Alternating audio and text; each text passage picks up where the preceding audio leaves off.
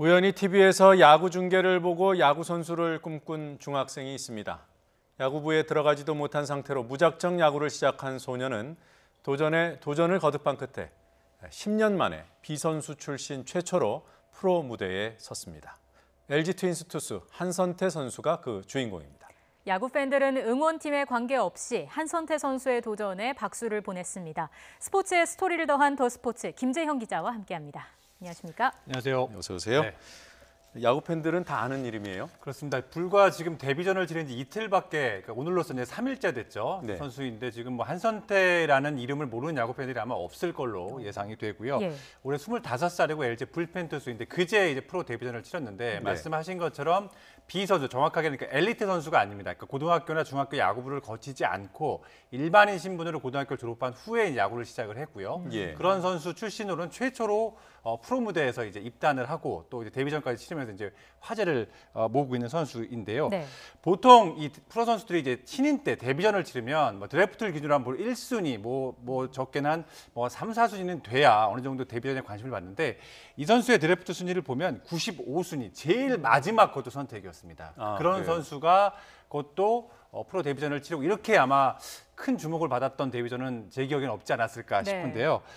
그제 그 데뷔전 날 2군에서 올라와서 그날 1군 계약서를 작성을 했었어요. 아마 지금 화면에 잠깐 지나갔을 것 같은데요. 네. 그날 이제 화면 그 계약서를 작성을 하고 첫날 등판을 해서 그날 또 경기 내용도 굉장히 좋았고요. 네. 그런 면에서 조금 의미가 있는 선수였고요. 말씀드린 것처럼 이 선수가 사회인 야구 출신이에요. 사회인 야구 선수들이 사실 프로 선수가 되는 것만, 그러니까 이 프로에 입단을 했다는 것만으로도 굉장히 대단한 뉴스인데 네. 입단 이후에 프로 경기에 실제로 출전을 했다는 거는 아마 사회인 야구뿐만 아니라 뭐 다른 사회인 스포츠 하시는 분들은 굉장히 정말 놀라운 성과다라고 평가를 하실 것 같고요. 뭐 예를 들면 이런 겁니다. 요새 동네에서 배드민턴 동호회 하시는 분들 굉장히 많으시잖아요. 네. 배드민턴 동호회 하시던 분이 실력이 좋아서 올림픽 국가대표로 선발이 된 격이다. 이렇게 좀 생각하시면 쉽게 좀 이해가 되실 것 같고요. 예. 사실 이 전문 선수들, 그러니까 중학교나 고등학교 때 야구부의 이제 야구팀에, 그러니까 야구를 한 선수들조차도 프로에 가는 확률이 10분의 1도 안 됩니다. 그러니까 졸업생들, 고교 졸업생들 중에 한 10% 정도, 10명 중에 1명 정도만이 프로에 데뷔한다고 보시면 되거든요. 예. 그만큼 어려운 관문을 선수 출신도 아닌 사회인 야구 선수 출신이 했다는 거에서는 굉장히 큰 의미가 있다고 할 수 있습니다. 예, 앞서 경기 내용도 좋았다고 얘기를 해주셨는데 어느 정도였던 건가요? 어제와 그제 이제 두 경기 데뷔를 했는데 사실 말씀드렸던 데뷔전 자체가 화제였는데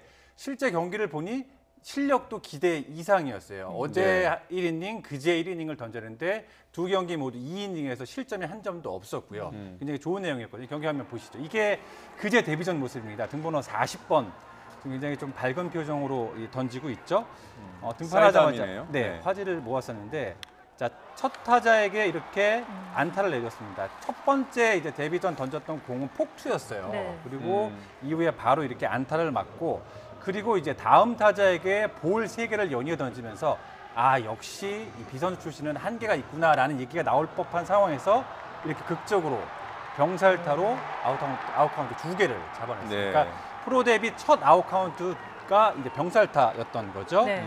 이후에 이제 몸에 맞는 볼을 하나 더 내주게 되고요. 다시 위기에 몰렸지만 다시 이렇게 보시는 것처럼 이렇게 몸에 맞는 볼 아주 이제 손목 쪽에 좀 스치게 됐는데요. 이후에 이제 범타로 처리하면서 데뷔전을 1이닝 무실점 1피안타로 이제 마감을 하게 됐고요. 그리고 어제 경기에 이어서 또 이제 등판을 하면서 연투 능력이 있다는 것도 보여줬는데 어제 지금 보시는 이 화면입니다. 네. 9회 초 뒤진 상황이었고요. 자, 이렇게 보시는 것처럼 첫 탈삼진까지 잡아냈어요. 지금 결정구가 체인지업이었는데 사이드암 투수가 저렇게 체인지업을 던지면 굉장히 좀 경쟁력이 있다고 할 수 있거든요. 그러니까 직구 구속이 지금 145에서 146km 나오고 저런 좋은 어떤 각이 큰 체인지업까지 갖추고 있다면 앞으로도 충분히 경쟁력을 갖췄다라고 좀 평가를 할 수 있는 이 부분이고요. 네. 네. 물론 아직까지는 필승조는 아니에요. 그러니까 팀이 지고 있는 상황에서 조금 어떤 좀 뭐 그런 상황에 더 등장하는 패전 처리로 좀 등판을 하고 있습니다만 네. 어제와 그제 경기에서 보여준 가능성만 놓고 봤을 때는 충분히 이후에 성장 가능성이 훨씬 더 크다라고 평가해도 무방하고요. 전반적인 지금 야구의 전문가들의 평가도 가능성이 생각했던 것보다 훨씬 기대 이상이다라는 평가가 훨씬 더 많습니다. 네. 그 유중일 감독이 발탁한 건가요? 작년에 뽑을 때는 지금 롯데 감독으로 간 양상문 감독이 당시 단장이었거든요. 그렇게 뽑았고 유중일 감독이 1군으로 불러 올린 거죠. 네. 그러니까 올 시즌 지금 작년에 입단을 해서 2군에서 지금 평균 자책점이 0점대를 기록을 했었어요. 그만큼 2군에서 실력을 인정을 받았고 충분히 가능성이 있다고 생각을 해서 유중일 감독이 1군으로 콜업을 했고 그제 이제 1군 계약서를 작성을 하게 된 거죠. 네, 예. 발탁한 양상문 단장이 네. 그 투수 출신이기 맞습니다. 때문에 보는 눈이 밝았던 것 아닌가라는 생각이 좀 드는데요. 예.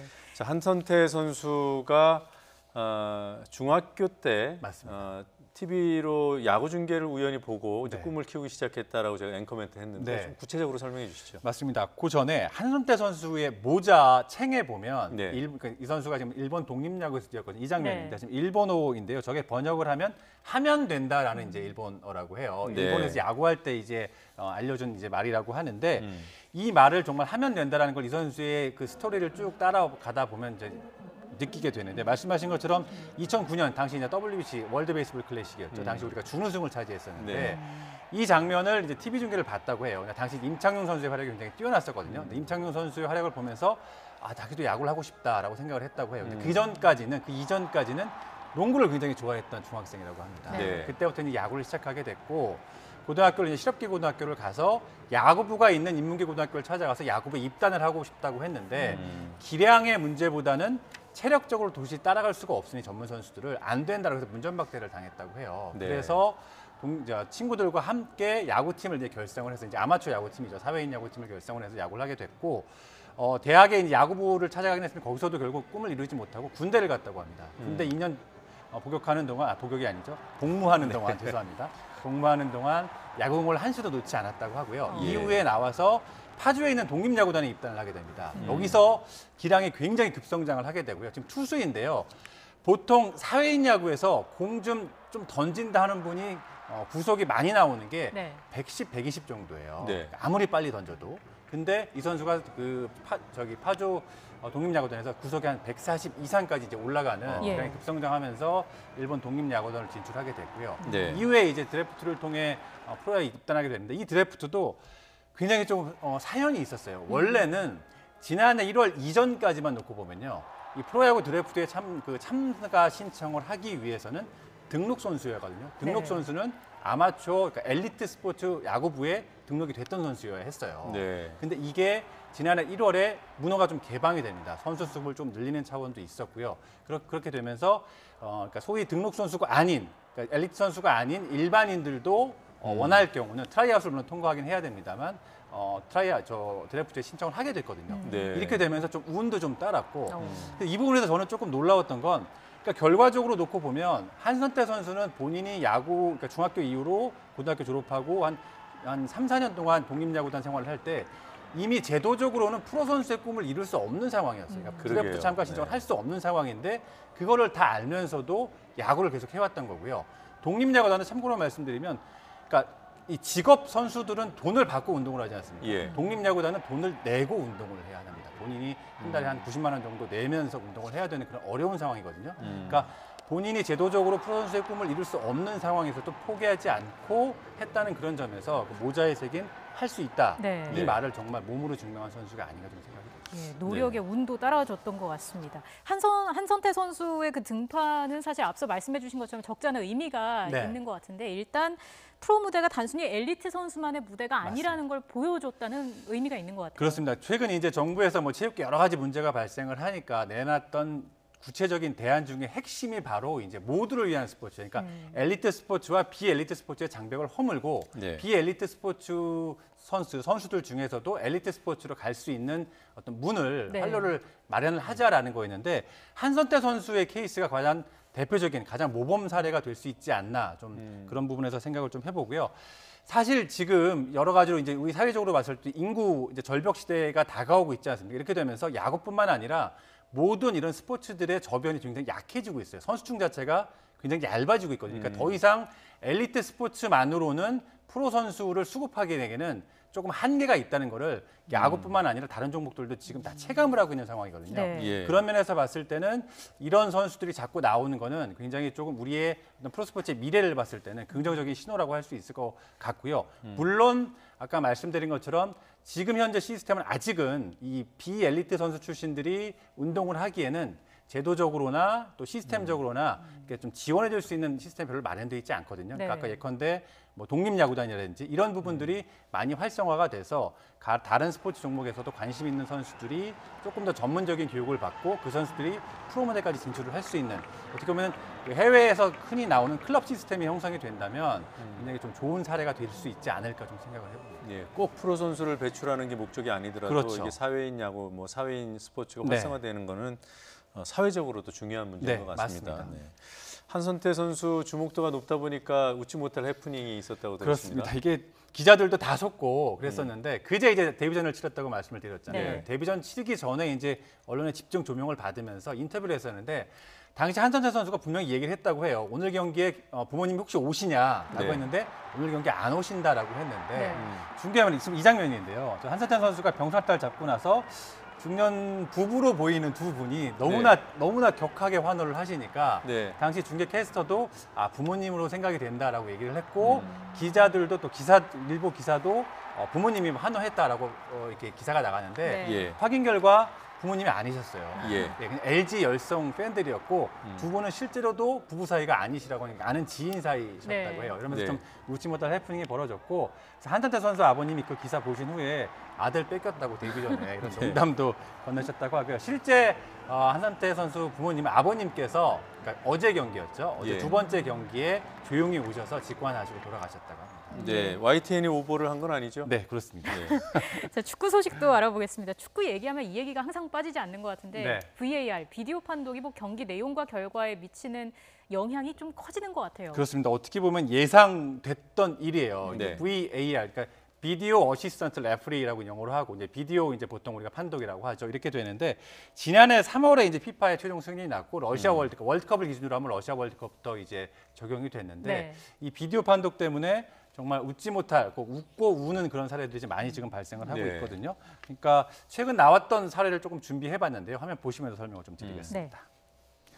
자, 이 장면인데요. 자, 보시면 1대1로 맞선 상황인데요. 후반 종료 한 3초 정도 남긴 추가 시간인데요. 김진욱 선수가 저렇게 결승골을 넣었습니다. 이른바 이제 극장골이라고 하죠. 지금 무슨 게임입니까? 이게 이제 K리그 지난 주말 주중 경기였어요. 네. 주말 경기였습니다. 자, 보시면 갑자기 심판이 이제 귀에 손을 대죠. 별로 좋지 않은 사인입니다. 비디오 네. 판독에서는. 이렇게 되면서 비디오 판독을 통해 득점을 인정을 했고요. 그런데 다시 심판이 잠깐만 기다려 보라고 한 다음에 네모를 그리죠. 네. 네모를 그리고 경기장에 설치된 화면을 보러 갑니다. 김진욱 선수 굉장히 좀 초조한 표정인데 결국 화면을 본 후에 심판의 최종 결정은 핸드볼 반칙이다라고 판정이 됐고 결국 골이 취소가 됐습니다. 이 장면인데요. 자, 보시면 득점 직전 상황인데요. 보시면 이렇게 팔에 맞는 모습이 이렇게 보이게 되는데요. 이렇게 되면서 김진욱 선수의 골은 취소가 됐어요. 네. 여기서 조금 이제 많은 이 규정을 조금 잘 아셔야 될 필요가 있는 부분이 뭐냐면 저게 지금 득점 헤딩했던 상황은 아니었어요.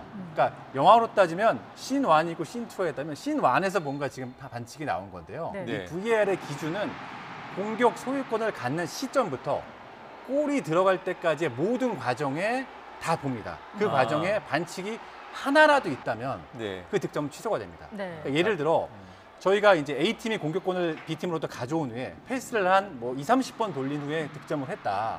근데 그 30번 돌리는 과정에 어떤 상황이든 반칙이 있었다면 네. 그 골은 VAR을 통해 취소가 될 수 있게 되는 겁니다. 그러게요. 지금 김신욱 선수가 잡아서 패스를 하고 그다음에 다시 맞습니다. 센터링을 받아서 헤딩 슛을 한 거잖아요. 네, 그렇습니다. 그러니까 네. 저 부분도 잘 모르시는 분들이 계시는데 이런 규칙을 알고 보면 조금 더 재미있을 것 같다는 쯤에서 차원에서 제가 좀 설명을 드렸습니다. 예. 네. 뭐 이렇게 논란이 발생하는 경우들이 많아요. 그렇습니다. 그러니까 아직 VAR이 실제적으로 도입이 되고 운영이 된 지 한 2년 정도 됐지 않았고 네. 도입을 할 때 가장 큰 우려 사항은 역시 이제 경기 지연이었는데 이러다 예. 보니까 여러 가지 논란들이 나오고 있고 잘못 알려진 또 규칙들도 있거든요. 간단하게 좀 몇 가지 대표적인 사례들을 준비해 봤는데 예. 한번 보실까요? 자, 먼저 적용 대상은 이렇게 크게 득점, 페널티킥, 다이렉트 퇴장, 그리고 퇴장을 줬는데 그러니까 잘못된 선수에게 퇴장을 줬을 때 해당 사항이 되고요. 기본 원칙은 주심에게만 일단 비디오 판독에 대한 권한이 있고요. 판독하는 시간은 제한이 없습니다. 네. 그러니까 뭐 정확도만 높일 수 있다면 시간 제한은 없다라는 게 FIFA의 기본적인 원칙이고요. 네. 선수와 코치진은 기본적으로 VAR 요청을 요청할 수 없는 그런 상황이고요. 아까 말씀드린 것처럼 공격 소유권을 얻은 시점부터 판독 대상에 포함이 된다. 이 부분도 잘 모르는 그런 이제 그러게요. 부분이 될 수 있는데 간혹 주심이 화면을 왜 보지 않느냐, VAR 판독 대상인데 네. 이런 또 논란이 있을 수 있거든요. 그런 부분에 대해서는 좀 이 그래픽을 보시면 좀 이해가 되실 텐데요. 두 가지로 나눕니다. 그러니까 주심이 직접 화면을 보고 확인하는 경우를 온필드 리뷰라고 하는데 네. 이 네. 부분은 파울이나 핸드볼 반칙 등 주로 주관적인 상황 판단. 쉽게 설명드리면 밀었는데 이 네. 민 게 단순히 접촉을 한 것이냐 아니면 실제 힘을 가해서 밀었느냐는 주관적인 판단에 따라 다를 수 있거든요. A라는 심판은 밀었다고 볼 수 있고 B라는 예. 심판은 단순히 접촉이라고 볼 수 있는 그런 부분들에 대해서는 심판이 직접 화면을 보고 판단을 하고요. 네. VAR 리뷰는 그러니까 이 비디오 레프리가 그 주심에게 교신을 해주거든요. 자, 이거는 어떤 반칙이라고 하게 해서 이제 그 판정을 내리게 되는데 이럴 경우는 오프사이드 라인이나 또는 골라인 통과 이거는 주관적이 아니라 화면을 보면 인간의 눈보다는 화면을 봤을 때 정확하지 않습니까? 라인을 네. 넘었느냐 넘지 않았느냐 이런 객관적인 판단이 가능한 부분은 주심이 경기장에 있는 화면을 보지 않고 VAR 레프리가 알려주는 대로 듣고 최종 판단을 하게 되는 겁니다. 근데 들었는데 네, 내가 라인을 한번 보고 싶다. 네, 볼 수 있습니다. 그러면 볼 수 있어요. 네, 그러니까 보고 안 보고는 주심의 최종 권한이지만 그렇군요. 객관적인 상황이냐 주관적인 판단 상황에 따라 보고 안 보고의 기본 원칙이 갈리게 되는 겁니다. 예, 간단하게 보완점 하나 아주 간단하게 좀 설명해 주세요. 뭘 일단은 보완해야 될까요? 보완점은 이거죠. 그러니까 지금 이렇게 되면 어차피 사람의 눈이 말씀드린 것처럼 카메라의 눈을 따라갈 수는 네. 없거든요. 네. 이렇게 되면 이 경기장 위에 있는 심판들이 비디오 심판에게 의존도가 높아질 수밖에 없는 구조적인 네. 조금 맹점들이 있어요. 그런 부분들 피파도 지금 고민하고 있고 이런 부분들을 어떻게 방지할 것인가에 대해 향후 좀 대책이 나오지 않을까 예상이 됩니다. 아직 방안은 없고요. 네, 그렇습니다. 잘 들었습니다. 고맙습니다.